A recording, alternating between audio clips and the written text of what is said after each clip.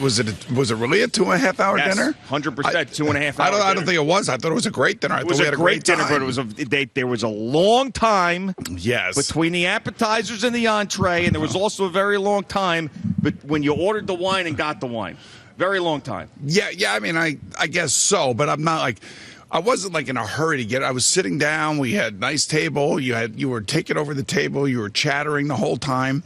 And I think we would have missed a lot had we only been there for an hour. And I know you like to get in and get out. I'm a get in and get out guy too, but I mean, it was a very nice atmosphere. It was great. It was. I'm not complaining about that. We had a great table. I mean, listen. If you're arguing about that dinner last night, then you're going to be really hard to please. No, not arguing. Great atmosphere, great food. Just it was a little long. Yeah, well, they had other people there, you know.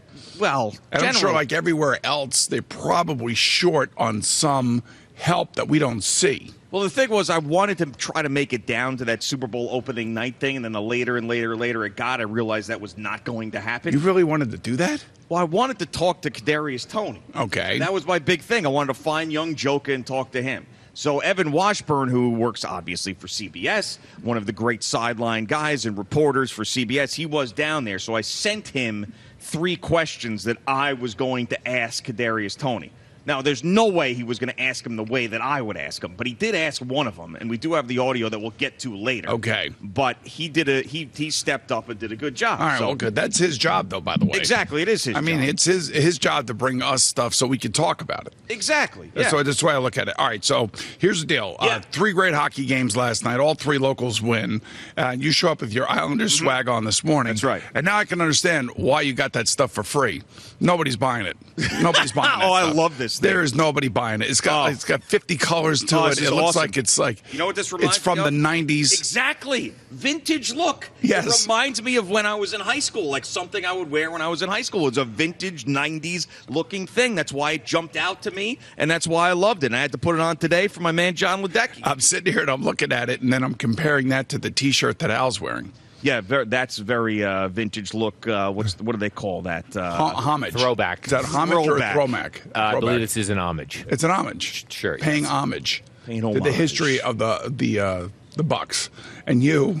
Oh, yeah, Islanders, baby. Let's go. A crossing guard today. Yeah, I love that. Love this thing. This is my favorite. Absolutely. This is like Pierre Turgeon days right here. Yes, man. it is. This is what I'm talking about. But now I know why you got it for free. Now, is that you on the other side? Yeah, that's me. With the Knicks on. With the Knicks starter jacket on. It's the same thing. Yes, this is what I'm telling you. That's why. That's why I love it. Look at little fat Gio. I know. Look at me, little pudgy Gio. Yeah. I know. I know. How cute was I, though? You just want to grab my face, grab my cheek. How old are you there? I don't know. 12, maybe. I'm probably in that awkward preteen phase. You know that. When kids, the peach fuzz phase. Right. Where you're discovering things on you that you didn't discover before. Right. Well, you know how kids go from like cute to like weird looking, that one like phase where it's like especially boys. Right. Exactly. So like 8, they're like, oh, that's a real cute 8-year-old. Then like at 11, you're like, whoa. Like what happened there? Then they grow into the puberty and become like looking like an adult. Yeah, like sophomore, junior boys, they stink. They smell. They never shower, nothing. They don't shower. Right, and then on top of that, the girls, they have acne and they have braces. Yeah, so it's that awkward phase. Yes. So that to me was like that little like pudgy, weird, in between, tween, awkward phase. Right. But that's exactly, that picture's great. They did a great job of pulling that up because that's what it reminded me of.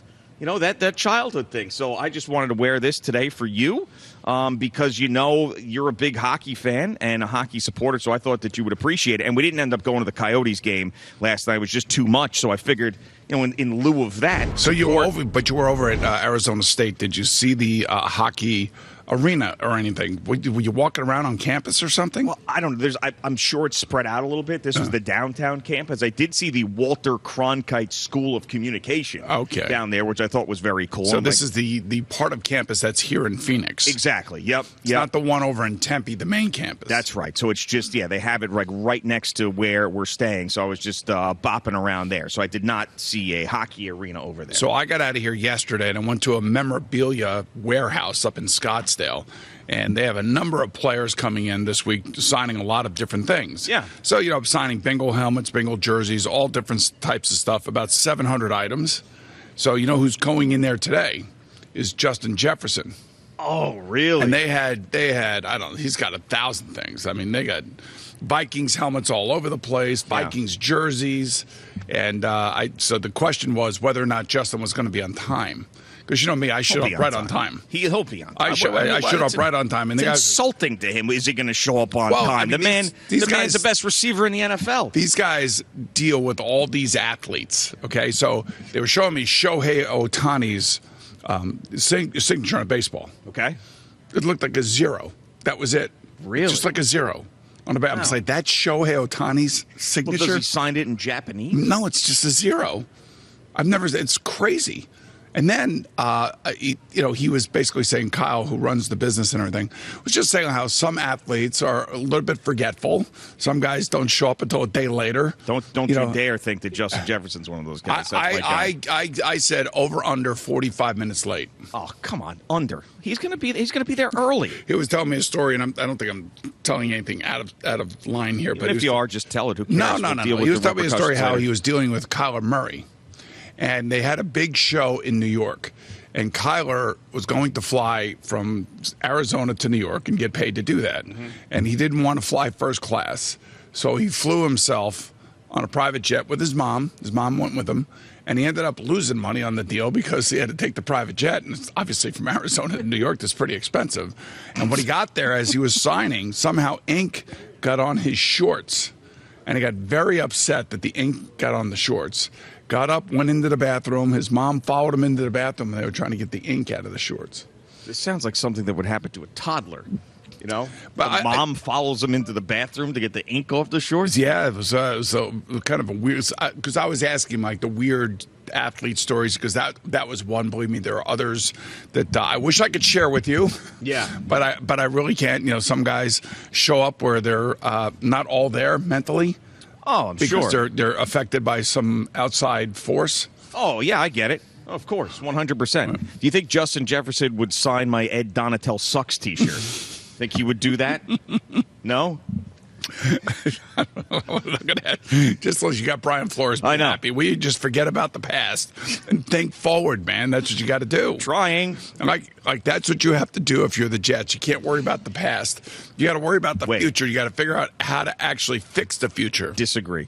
See, with the Jets, that past needs to fuel you to fix the future, because the one thing they have not been able to do since Joe Namath is find that guy that is the savior. Now, obviously, Vinny Testaverde had a great year, got him to an AFC Championship game. Mark Sanchez got him to 2 AFC Championship games, but we all know that those were short-term fixes for the franchise, and Sanchez obviously regressed, and that's a story unto itself. But to me, that past has to fuel your decision-making. You can't be messing around at that position anymore. And I know they're going to try their best, but it's sort of like I think what the Cleveland Browns did was stupid, and those owners are buffoons out there in Cleveland with Deshaun Watson in that contract. But the fact that the Browns have the worst history at that position in all of the NFL made them go crazy and have temporary insanity and give that contract to Deshaun Watson. That's true, but they had to give that contract for a good reason. Because Deshaun initially did not want to go to Cleveland. Yeah. He wanted to go either to Atlanta or to New Orleans. Exactly. And he said to Carolina and to Cleveland, I'm not coming to you. And then Cleveland said, oh, wait, time out. Oh, we didn't tell you that we're going to rip up your entire contract and give you a whole new one, and it's going to be fully guaranteed. Well, it sounds familiar, doesn't it? Aaron Rodgers probably doesn't want to come to the Jets. Probably wants to go to the Raiders or maybe the Titans. Well, we saw it yesterday. Basically he has told his agent that he prefers the Raiders over the Jets. Not a shock. Not a shock at all. But is this where Woody Johnson says what? Because remember, we've talked about the Raiders as a potential destination. But one thing the Raiders do not have is that money. So they're going to have to finagle and do all sorts of things. So Aaron Rodgers would have to probably make a ton of concessions financially to end up there. Now, he might be at that point in his career where he's willing to do that. But this is an opportunity, if he really does want to get to the Raiders and if those financial hurdles are real, where Woody Johnson can come in and do what the Haslams did, but maybe a little more responsibly and not for a guy who's a sexual predator, and get Aaron Rodgers here as a Jet. As long as you can convince yourself that he is going to be here longer than 2 years. But I would take him for 2. I would take him for 2, and I would take my shot. And that to me, it's 2 years or no years of Aaron Rodgers. It's 2 years or Jimmy Garoppolo. It's 2 years or Baker Mayfield. I'm taking 2 years Aaron Rodgers. And you want to make every opportunity or take every opportunity to go and get him and to try to outdo what the Raiders are going to do. Yeah, absolutely. So, I mean, he talked a mean game, Woody Johnson. Fans don't love Woody Johnson. He said, I'll do whatever. I'll make a big financial commitment to a quarterback. This might be one of those things, too. We have seen before with the Kirk Cousins signing, the Jets and Mike McCagnon were in there to the end. Yes. Now, we found out later on, because they filmed a documentary with that whole thing, that he really wanted to go to Minnesota the whole time. He was using the Jets as leverage. Right, but the Jets, to their credit, they went all in. I mean, they gave a real legitimate competitive offer that he could have taken. It might have even been more in the end.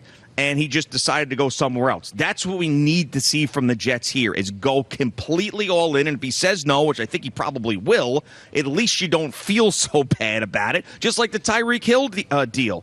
He chose the Dolphins over the Jets, but the Jets went all in with that offer. So sometimes you can't convince somebody completely, but give it every single bit of what you have. Don't you feel like you're at the same situation now with Aaron Rodgers as you were with Tyreek Hill? Yeah, absolutely. Like the trade could be made tomorrow, but if he's not going to want to go to the Jets and he wants to try to force his way to the Raiders, I feel bad for the Jets, but it feels like that's the way it's going at this point. Yeah, it does. I mean, and this is why I probably say this once a day. This is why you got to draft these guys. This is why you look around. Best quarterbacks in football. The two of them right here. Patrick Mahomes, Jalen Hurts, both drafted by their teams. Joe Burrow, drafted by his team. Josh Allen, drafted by... I mean, you just go down the whole thing. Well, I think the last guy that played in a Super Bowl that was not drafted by the team he was playing for was Jimmy Garoppolo. With the 49ers. Yeah, back in 2019 season. Yeah. Right. Tom Brady was not drafted. Sure, but he won 7 with the team he was drafted by. Exactly, yes. So maybe Tom Brady and Jimmy Garoppolo are the last 2 guys, I should say. But the best quarterbacks in football right now have all been drafted by their teams. Especially in the AFC side of things. Mm-hmm. So on the AFC side of things, that top-heavy 5 guys, and the bottom one was Trevor Lawrence, and he's coming on. He's getting better and better and better, and he's going to be better next year. Justin Herbert, another new offensive coordinator, should have another huge year. I don't know how many games they'll win. They should make it to the playoffs. But, when you come into the AFC and you're Aaron Rodgers, whether it's the Raiders, the Jets, or the Titans, you're going to have your work cut out for you to get all the way to the Super Bowl. If he's looking to try, if any of these quarterbacks are looking to try to get to the Super Bowl, there's one team that affords that, if that one team really wants you. I remember vividly the morning after the Jets beat the Rams in Week 16. It was at that time, because they had not gone to the 18 game or the 17 game schedule, 18 weeks, where Jets fans were calling up, saying, most of them were mad that they lost out on Trevor Lawrence, but a couple of them were saying, I'll never forget, I feel really good for Frank Gore.